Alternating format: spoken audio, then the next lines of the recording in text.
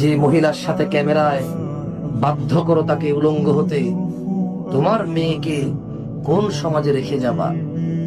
এই যে টেকনোলজির এই অপব্যবহার, জ্ঞান বুদ্ধির এই অপব্যবহার, আল্লাহর দেয়া নিয়ামতের এই বুদ্ধিমত্তার, এই বিচক্ষণতার এত নিকৃষ্ট ব্যবহার, তোমার বাচ্চা কাচ্চা কোথায় যাবে বলো?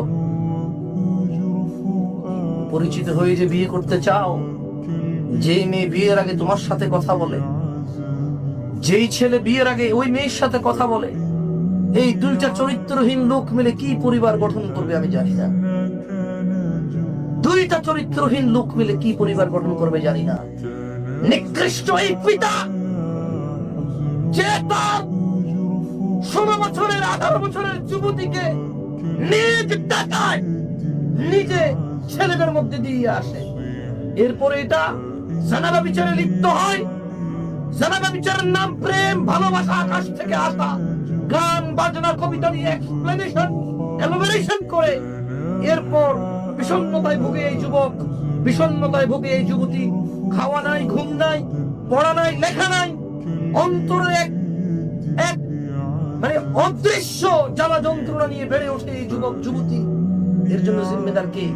এ তার পিতা। এই যে ছেলে, তার পিতা তাকে মহিলাদের মধ্যখানে দিয়ে আসছে পড়ালেখার নামে। এই যে মেয়ে কন্যা, তার নিজ পিতা। ছি ছি ছি ছি ছি। এত নিকৃষ্ট হয় নাকি মানুষ নিজের বাচ্চা মেয়েটাকে, যাকে হেফাজতের দায়িত্ব আল্লাহ তাকে দিয়েছে, রব বলেছে, মুস্তাফা আলাইহিস সালাম বলেছে, যে ব্যক্তি 3টি কন্যা সন্তান সুন্দর করে মানুষ করে মুসলমানের হাতে তুলে দেয়, মুস্তাফা আলাইহিস সালামের সাথে জান্নাতে থাকবে। যে 2টি কন্যা সন্তানকে মানুষ করে অনুরূপ মুস্তাফার সাথে জান্নাতে থাকবে।